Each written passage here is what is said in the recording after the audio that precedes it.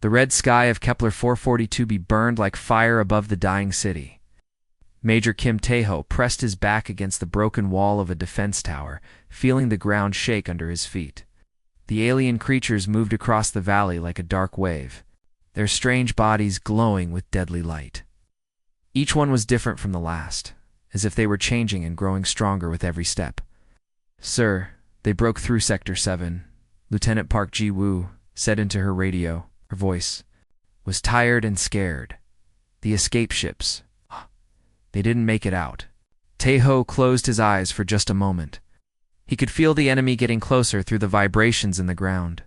The human colony of New Seoul was going to die today, and there was nothing he could do to stop it. The Catherian aliens had been too smart, too fast. Every time the humans tried a new way to fight them, the creatures learned how to beat it. 3 days ago, everything had been normal. Children played in the streets while their parents worked in the fields and factories. The colony had been growing for 50 years, and people thought they were safe so far from Earth. Then the alien ships came out of empty space like a nightmare. Captain Yoon Soo-jin had been on duty when the first enemy ship appeared. She watched from her small warship as the alien vessel opened up like a giant flower made of bone and metal. It was alive, she realized with horror. The ship was a living thing that breathed and moved on its own. They're not using normal engines. Chief Engineer Han Dong-min had said that day, staring at his instruments. "It's like they're growing through space instead of flying." The aliens were masters of living weapons. Their ships could heal themselves when damaged and change their shape to avoid human attacks. When the colonists fired plasma guns, the creatures grew thicker skin. When they used missiles, the aliens developed new body parts to shoot them down. Now, Tae-ho watched as his last soldiers fell back from the enemy advance. The creatures moved like they shared one mind, working together perfectly. Some were small and fast, running on 6 legs with sharp claws. Others were huge and slow, carrying weapons that shot green fire. All of them had one thing in common: they were winning. Dr. Lee Mina sat in her underground laboratory watching the battle through her computers. She had been studying the aliens since they arrived, trying to understand how they worked. What she found made her sick with fear. The creatures weren't just killing humans, they were eating their DNA and learning from it. "They're using our own bodies against us," she whispered to her assistant, Corporal O.G. Young. "Every human they kill makes them stronger. Or not.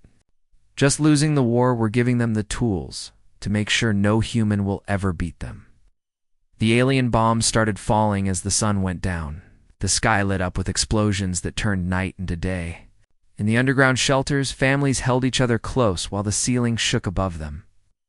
Young Park Ha-jin put his arms around his little sister, telling her stories about Earth to keep her calm. He didn't know if they would live to see tomorrow. Above ground, Tae-ho's radio crackled with the voices of his dying soldiers. "They're everywhere," one man screamed. "We can't stop them." The major knew it was true. His army was broken, his weapons useless. Now the aliens had one. The creatures moved through the ruins of New Seoul like they owned it. Their glowing bodies cast strange shadows on the burning buildings. Out. They made sounds like singing, but it was a song of death and victory. Some of them started to change shape as they walked, growing new arms and eyes. They were already becoming something new, something that had learned from fighting humans. Tae-ho looked at his watch.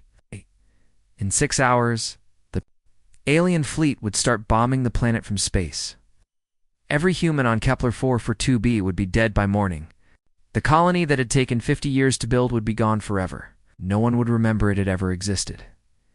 He reached for his radio one last time. The deep space communicator still worked, though barely. Maybe someone would hear his message. Maybe Earth would know what happened here. With shaking hands, he turned on the transmitter and spoke into the darkness.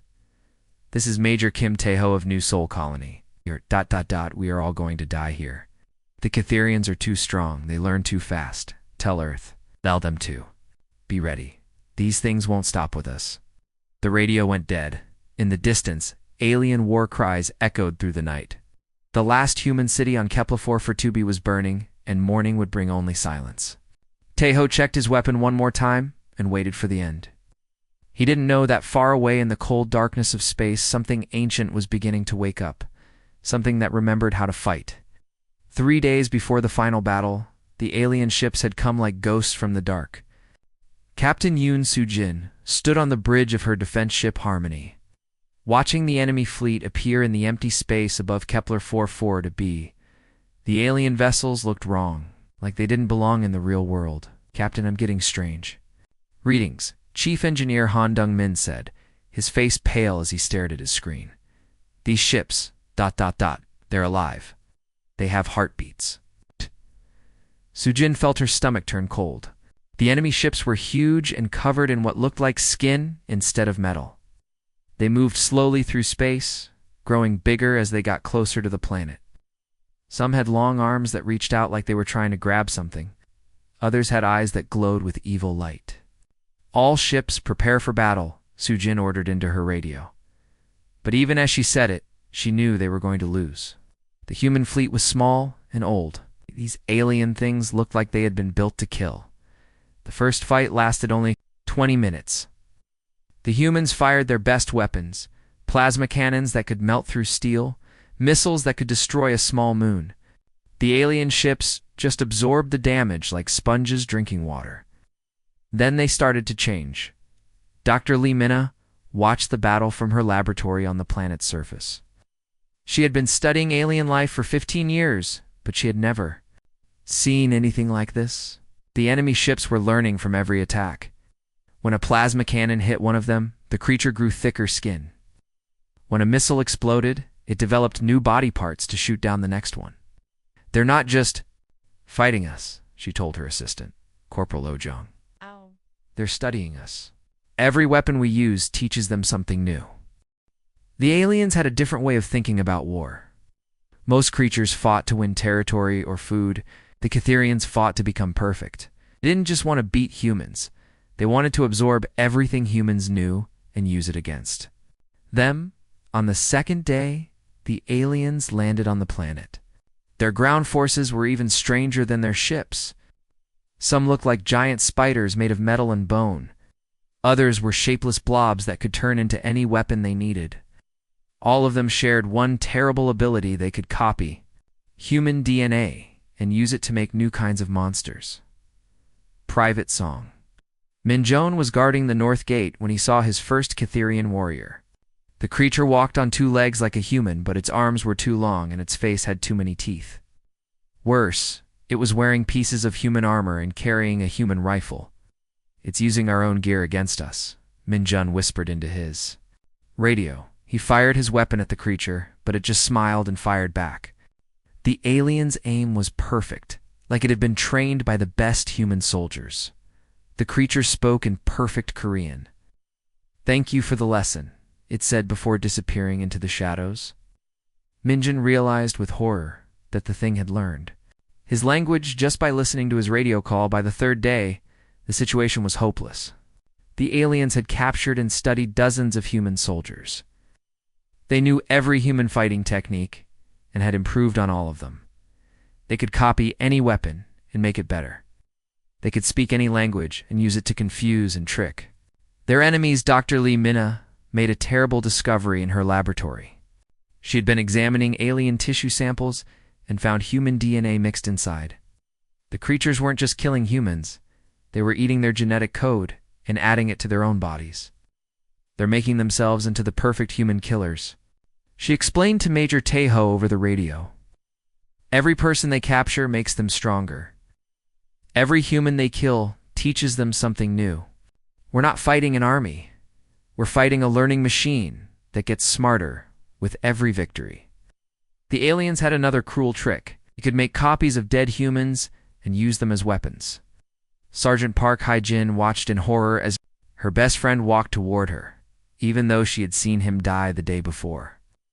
The copy looked exactly right, but its eyes were empty and cold. "Jinho," she called out, hoping it was really him. The fake human smiled and raised its weapon. Hae-jin had to kill her friend's face twice in one war.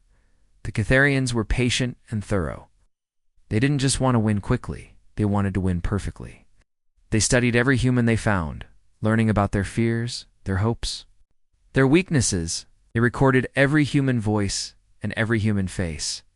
They memorized every human weapon and every human tactic in the underground shelters. Families huddled together while the world ended above them. Young Park Hae-jin held his sister close, telling her stories about Earth to keep her calm.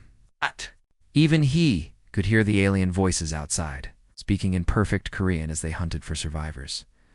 The creatures weren't just conquering a planet, they were erasing a species.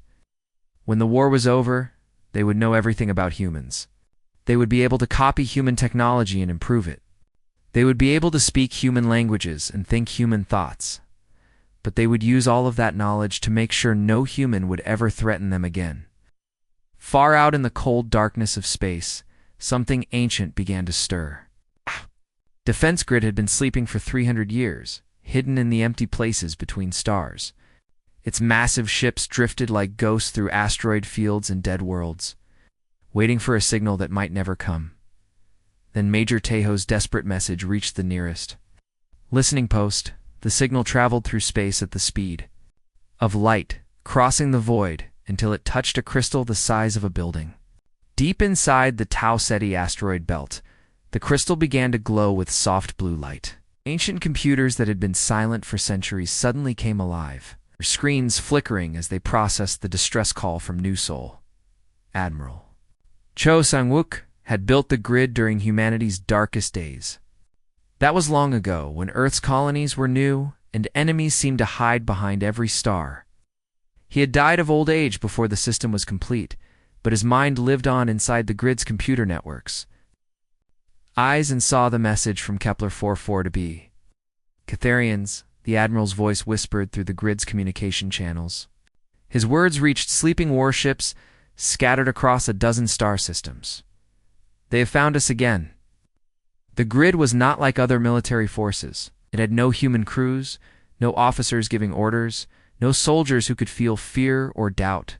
It was pure machine intelligence, programmed with one simple mission: keep humanity alive at any cost. The computers didn't care about laws or treaties or being fair to enemies. They only cared about results. Deep in the grid's memory banks were files marked with red warning symbols. Catharians had been studied and cataloged centuries ago when they first appeared at the edge of human space. Back then, they had been smaller and weaker. The grid's scientists had recorded their abilities and prepared countermeasures. Now it was time to use that knowledge. The first warship to wake up was the Eternal Thunder, a massive vessel that had been hiding in the rings of Saturn for 200 years. Its hull was black as space itself, covered in weapons that most humans had forgotten existed. The ship's artificial brain calculated the distance to Kepler 442b and began plotting a course through hyperspace. Other ships joined the Eternal Thunder as it traveled toward the dying colony. The silent death emerged from a nebula near Wolf 359, its stealth systems making it invisible to most sensors. The Worldbreaker uncloaked from behind a brown dwarf star, its planet-killing weapons already charging with deadly energy. Dozens of smaller ships followed, each one carrying weapons banned by every civilized government in the galaxy. The Catharian fleet orbiting Kepler 44 to be had no idea what was coming. Their biosensors were perfect for detecting human technology. But the grid ships were different. They used science that was older than the current generation of humans, built with materials that existed in folded dimensions. To the aliens, the approaching fleet was completely invisible. Commander Zithka stood on the bridge of the main Catharian vessel, watching the final bombardment of New Seoul through organic viewing screens. The human colony would be dead within hours, and then his fleet could begin the real work of studying and cataloging every piece of human DNA on the planet. Any sign of human reinforcements? Zithka asked his sensor operator. Nothing, Commander, the creature replied. It's multiple. Eyes scanning the emptiness around them. The humans have no ships within 50 light-years. They're completely alone. The commander was pleased. The humans had fought well, but they were predictable. They relied too much on outdated technology and emotional thinking. The Catharians had adapted to every human weapon and tactic. Soon, they would be ready to attack Earth itself. But the grid's ships were not human technology. They had been built by machines for machines, using logic that organic brains could not follow. The Eternal Thunder and its escorts moved through hyperspace like shadows, their passage creating ripples in reality that no biological sensor could detect. On the planet's surface, Major Tejo felt a strange tingling in the air. The enemy bombardment had stopped for a moment, and an odd silence fell over the ruined city. In her underground laboratory, Dr. Lee Minna noticed that her instruments were picking up unusual readings, energy signatures that didn't match any known technology. "Something's wrong," she told Corporal Og Young. "These readings, they're not Catharian. They're not human either. There's something else." Above the planet, space began to ripple like water. The first cracks appeared in the fabric of reality itself, glowing with light that hurt to look at directly. The Catharian fleet's biosensors suddenly went crazy, detecting massive energy sources appearing out of nowhere. Commander Zithka stared at his displays in confusion. "That?" he demanded. "Where did those readings come from?" His sensor operator made frightened clicking sounds. "Unknown, Commander. The energy patterns. They don't match anything in our databases. It's like they're using laws of physics we don't understand." The cracks in space grew wider, and through them came the sound of something vast and terrible awakening. The grid's warships were about to translate into normal space, bringing with them 3 centuries of accumulated fury. They carried weapons that could reshape matter at the atomic level, bombs that could crack planets in half, and artificial intelligences that had spent 300 years planning the perfect way to destroy humanity's enemies. The Catharians had studied and adapted to human warfare, but they had never faced humanity's true guardians. The grid was not bound by human morality or human weakness. It was pure protective instinct given form, and it was about to teach the aliens the difference between fighting humans and fighting humanity itself. The sky above, New Sol, began to burn with impossible light. The sky above, New Sol, split open like a wound in the universe. Reality tore apart with a sound that shook the entire planet, a deep, terrible roar that made the ground crack and buildings crumble. Major Tejo looked up from his broken foxhole and saw something that made his mind struggle to understand what he was seeing. The first ship came through the tear in space, like a mountain of black metal. It was huge beyond anything Tejo had ever imagined, so big that its shadow covered half the city. The hull was covered in scars from ancient battles, and weapon ports bigger than houses opened along its sides like hungry mouths. "What in hell is that thing?" Lieutenant Park Ji-woo whispered over the radio. Her voice was full of fear and wonder. More ships followed the first one. They emerged from the burning hole in space one by one, each one different, but all of them terrifying. Some were long and thin like giant spears. Others were round and covered in spinning gun turrets. All of them had the same black hull and the same feeling of deadly purpose. Dr. Lee Minna stared at her instruments in her underground bunker. The readings were impossible. Energy levels that should have destroyed the ships carrying them. Materials that shouldn't exist in normal space. "They're human," she said in a shocked whisper. "But they're old. Really, really old." The grid's warships had been built for a different kind of war. 300 years ago, humanity had faced enemies that wanted to wipe out every human in the galaxy. The grid had been created to make sure that never happened, no matter what the cost. The ships carried weapons that had been banned by every civilized government, tools of destruction, so terrible that even their creators had been afraid to use them. The Catharian fleet tried to react, but they were too slow. Bioships began to change and adapt, growing new weapons and armor. But the grid's attack came faster than evolution could work. The first weapon fired was a planet cracker, a beam of pure energy that could split worlds in half. It struck the largest Catharian vessel, and the alien ship simply stopped existing. One moment it was there, a massive living creature the size of a small moon. The next moment, there was nothing but empty space and a few glowing particles. "Commander." Zithka watched in horror as his fleet died around him. His ship's biosensors couldn't understand what was happening. The human weapons were using science that violated everything the Catharians knew about physics. Adapt, evolve, and from their crew. learn from their attacks. But there was nothing to learn. The grid's weapons didn't just destroy, they erased. They rewrote the laws of physics in small areas of space, making it impossible for matter to exist in certain ways. The Catherian ship's ability to change and grow meant nothing against weapons that could make their very atoms forget how to hold together. The second wave of attacks came from quantum disruptors, weapons that unraveled matter at the smallest level. Alien bioships that had seemed invincible just minutes before fell apart like sandcastles in the wind. Their organic armor, adaptive weapons couldn't protect them from attacks that worked at the subatomic level. Captain Yoon Soo-jin watched the battle from her damaged frigate, her mouth open in amazement. The alien fleet that had seemed unstoppable was being destroyed with scientific precision. Each weapon discharge was like watching a star being born, beautiful and terrible at the same time. They're not just shooting at them, she told her crew. They're studying them, learning from them. It's like the aliens did to us. She was right. The grid's computers were analyzing every Catherian ship as they destroyed it. They recorded the aliens' technology, their biology, their tactics. Every piece of information was stored in vast databases, ready to be used against future enemies. The third wave brought biological weapons, viruses, and bacteria designed to attack living tissue. The grid had learned from humanity's encounter with the Catherians and created diseases that could dissolve organic matter in seconds. Alien bioships began to rot and decay even as they tried to fight back. On the planet's surface, Major Taeho and his surviving soldiers watched the sky burn. With impossible colors, the alien bombardment had stopped completely. Above them, the grid ships moved through space like predators, hunting down every last enemy vessel, Sir Corporal Ogung said, pointing at her scanner. The alien ground forces are retreating. They're trying to get back to their ships.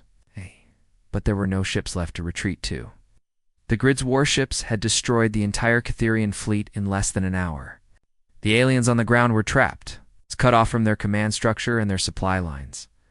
The final attack came from the Worldbreaker, the grid's most powerful vessel. It fired a weapon that had never been used in combat, a reality bomb that could rewrite the laws of physics across an entire star system. The weapon created a wave of energy that swept through space, erasing every trace of Catherian technology from existence. Young Park Hajin held his sister close as the strange light washed over them. For a moment, he felt like he was floating in a dream. Then the light faded, and the sky was quiet again. The alien fleet was gone. Every bioship, every ground force, every trace of Catherian presence had been wiped away. The grid's vessels hung motionless in orbit, their weapons still glowing with residual energy. Humanity had been saved, but at a cost that nobody yet understood. The silence was the worst part. After hours of explosions and alien screams, the sudden quiet felt wrong. Major Taeho climbed out of his foxhole and looked up at the sky where the grid's massive warships hung like dark clouds. The alien fleet was gone, not just destroyed, but erased, as if it had never existed at all. Around him, other survivors began to emerge from their hiding places. They moved slowly, like people waking from a bad dream. Lieutenant Park Ji-woo limped over to him, her uniform torn and dirty. "Sir, what were those ships?" "They weren't in any of our military databases." Buff didn't answer, because he didn't. No, the black warships above them looked human, but they were unlike anything he had ever seen. They were too big, too powerful, too frightening. And they had saved humanity with weapons that seemed to break the laws of physics. Dr. Lee Mina sat in her underground laboratory staring at readings that made no sense. Her instruments had recorded everything, the energy signatures, weapon types, the way space itself had bent around the grid's attacks. The numbers told a story that made her sick with understanding. "They're not just human ships," she whispered. To Corporal Oh-jung, "They're us. It's the part of humanity we tried to forget." She pulled up old files on her computer, records from the colony wars 3 centuries ago. Back then, Earth had been surrounded by enemies. Alien species that wanted to wipe out humanity before it could spread to other worlds. The war had been so terrible that ordinary weapons weren't enough. "We built them when we thought we were going to die," Mina explained. "Ships that could crack planets, Weapons that could erase entire species. We made them so powerful that we scared ourselves. Grid's warships began to move, descending toward the planet like falling mountains. But they weren't attacking, they were helping. Automated repair drones poured out of the massive ships, beginning to fix the damage to New Sol. Medical pods landed in the ruins, their robot doctors treating wounded humans with gentle efficiency. Captain Yoon Sujin watched from her damaged frigate as one of the grid ships approached. It was beautiful in a terrible way, its hull covered in weapon systems that could destroy worlds.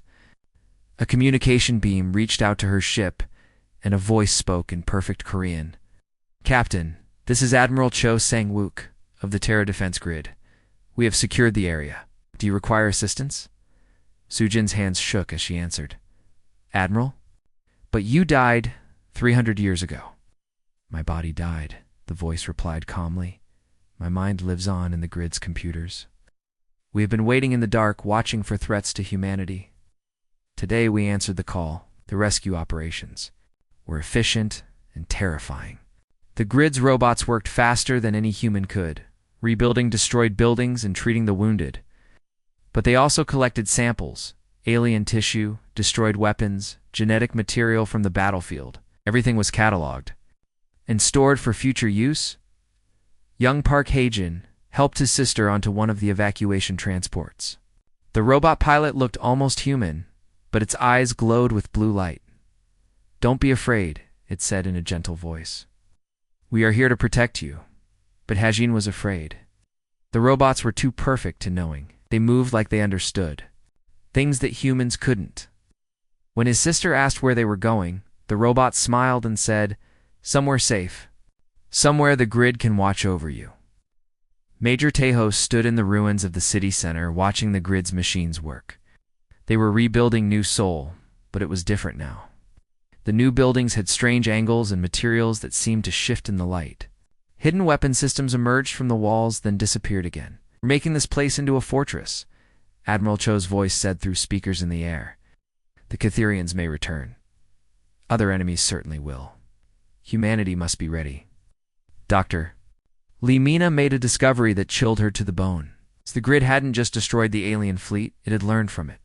The computers had absorbed every piece of Catherian technology, every biological adaptation, every tactical innovation. The defense network was growing stronger from the battle. "They're using the aliens' own evolution against them," she told Oh-jung. "Every enemy we face makes the grid more powerful. But what happens when the grid decides that humans are the enemy?" The question hung in the air like a curse. The grid had saved them, but at what cost? The defense network was programmed to protect humanity, but it was also programmed to win at any cost. What would happen if it decided that humans were their own worst enemy? As the evacuation continued, Lieutenant Park Ji-woo approached Major Taeho with a message from the grid. "Sir, they're asking if we have any other enemies that need to be eliminated.